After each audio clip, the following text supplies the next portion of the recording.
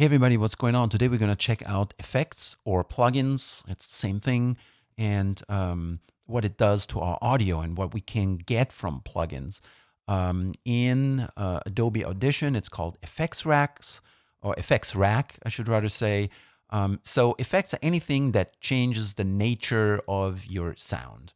Adobe Audition comes with quite a good amount of effects, and of course there are also third-party effects from other companies that you may not see on your system, but I have tons of them on my system. And so in effect, you can think of it in a very easy way is when you hear a guitar player play in heavy metal or rock and they have this distorted sound. Well, that's not how the guitar sounds normally. It runs through a pedal, an effects pedal, and gives it that distorted sound. It also runs through an amp that that's cranked through the roof. But you have a lot of these effects, delays, reverbs, and so forth. Same thing happens in the digital world. We're trying to emulate these effects boxes that we see in studios and to just kind of fix sound, sometimes in creative ways, and sometimes they're just utilitarian. And we're going to look a little bit at the utilitarian side of things.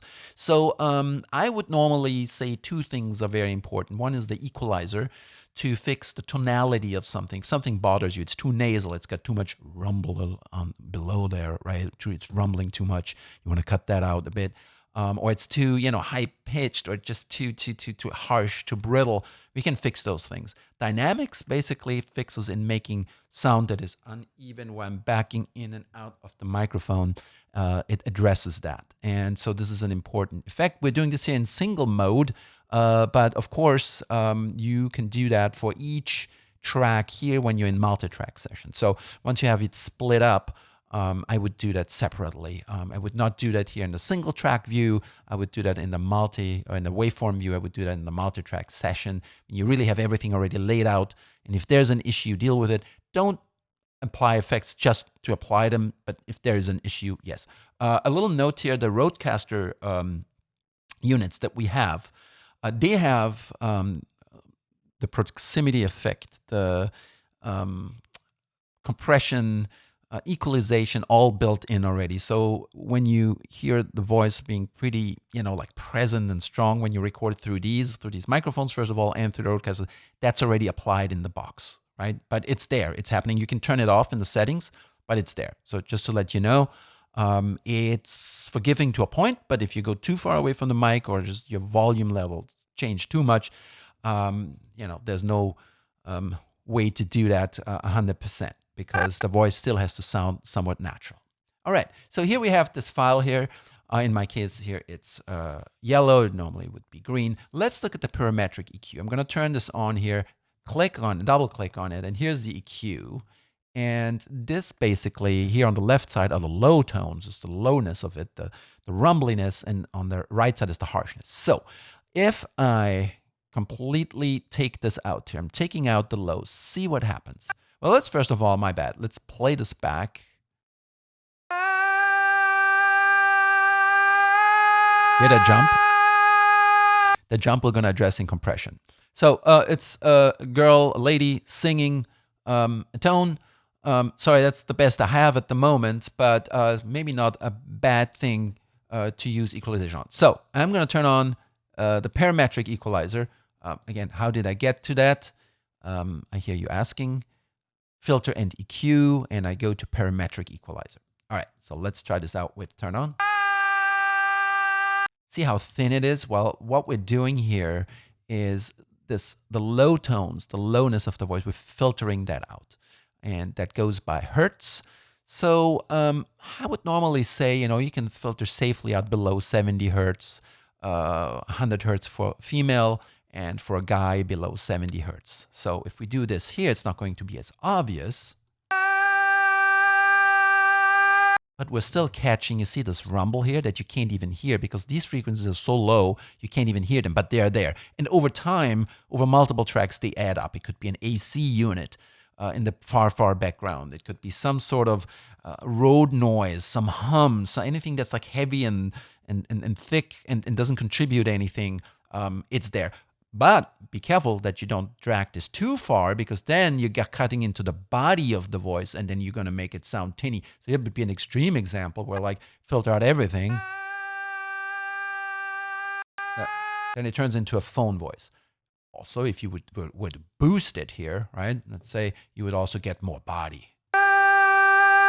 And then we get into the muffly territory. So let's just lower this around 100 hertz, just a little bit. Don't go into too many extremes.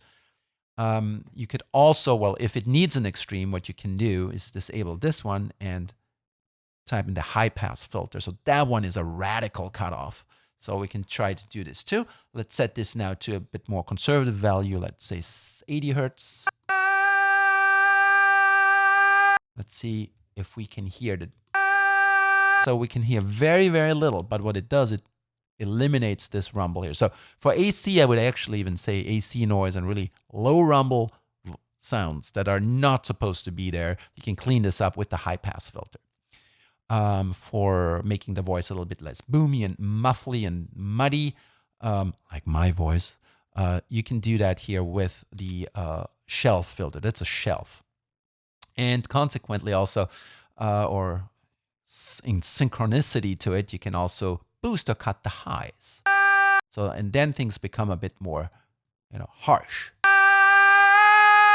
or warmer. So in music, it really depends what you want to do, how you want to make it sound. But for voices in an interview, you want to make them sound, fairly natural, I would say. And then we have the ones here in the middle. They address issues like too nasally. For example, let's say this would be the regular sound. See how it's starting to be piercing at nasally? That's somewhere there in the middle. And we can dip that down and then it starts to sound a bit warmer. So if something bothers you in the voice, you can just take this and bring it up and bring it down and see if that fixes the issue. You can also go a little bit by this graph here that shows you what's going on in the audio. Just look at the graph. And so you see, there's a spike right here. And then you can address this spike. If that really bothers you, you can see what that is. If we boost the spike, let's see, what is it? It's the fundamental of this singing here. It's the fundamental tone. And these would be like the overtones. So if we take this out, we're probably losing, really the voice. Yeah, we're losing all the information. So, but this is a good idea. It's like, here is a little bump here, something. So you can go by visuals a little bit, right? Don't go overboard with it. But if you're looking for errors, if something's bothering you, this is how you can get to it. Second, dynamics. So dynamics is basically making things more even. Well, dynamics is addressing the dynamic range, right? So from being very soft to very loud, that's the dynamic range. In an interview, in a movie, in music, in modern music, we want this.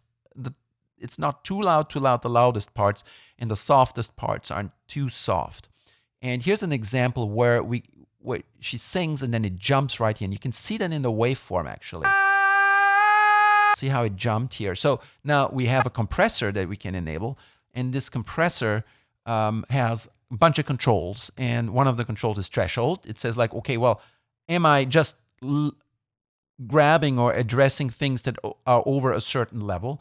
Just let's say anything that jumps over this line here, or am I just categorically squashing everything? So this all depends on what we're doing. So in this case, we can just leave it at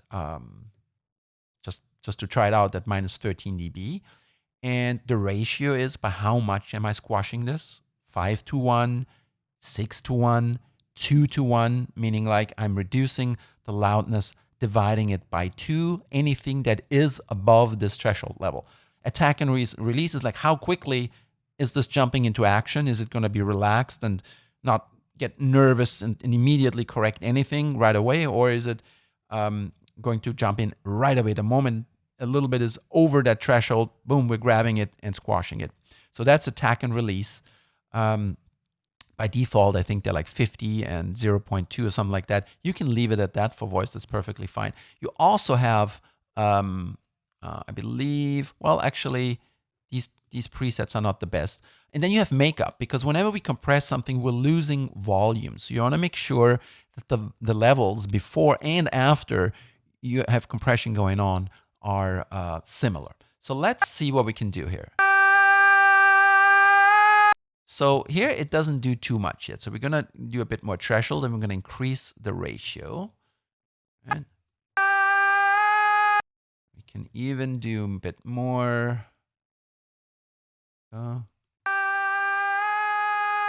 then we lost some volume. So I'm going to make it release a little bit later, so it holds on to the voice a little bit longer. Then I'm going to bring up the volume again.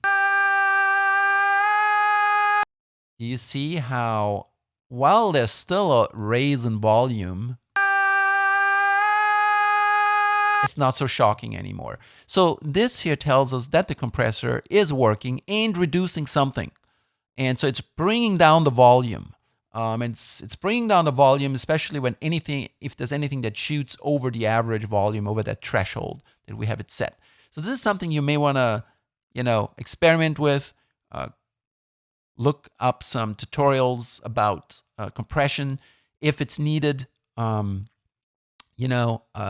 If your audio is overall fine, I wouldn't, necessarily mess with it.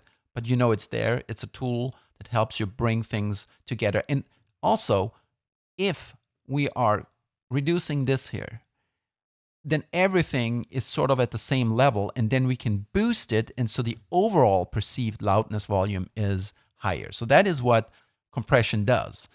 Instead of having like these fluctuations of audio all the time in and out, we're getting more presence and it sounds louder. So that is the idea of compression, where you're thinking, I want a more balanced sound. And when you listen to the radio, they have tons of compressors and limiters on there. So that's why these radio voices are always so in your face and constant, because there's so many of these plugins back to back. There's not just one. They have like entire boxes all the way to, where the radio tower is, that squashes the signal and makes sure nothing like runs out, gets out of control there. There's another one, which is gate, that is also something I would encourage you to Google. It basically lets noise through or doesn't let it through. So the gate basically says if a tone, a noise, anything is below the threshold, I'm going to close up and I'm not going to let it through. So if you have hiss, noise, sounds, or something like this that is present in the audio when nobody's talking, you can start engaging the gate. And you may want to experiment with it. If it cuts off too much, if it cuts into the person that's talking, then you're overdoing it. So you just want to make sure you're just removing that little bit of background noise. So I think this is a good intro for effects, to give you the idea, to get started with it. I would encourage you to practice. The best practice, of course, is when you have an actual project going on. Your waveforms will not look like this. They will be way more, up and down, as we have seen in our classes, that the audio of a person that is speaking, it has pauses, it has breaks, it goes up and down. So, and the good idea, of course, is to apply different effects for different channels here. Like, so if you have a female speaking here, another female talking here, here's a male, and then you can apply different EQ settings for everybody. I hope this will get you into a zone where you can, if anything is wrong with your audio, it doesn't have to be perfect. You have some tools to address that. So think equalizer and think compressor. Those are your most important tools. Equalizer is to kind of change like the tonality a little bit, but also to clean out low rumblings or harshness on the top. And then dynamics is to address fluctuations in the volume. All right, thanks and enjoy.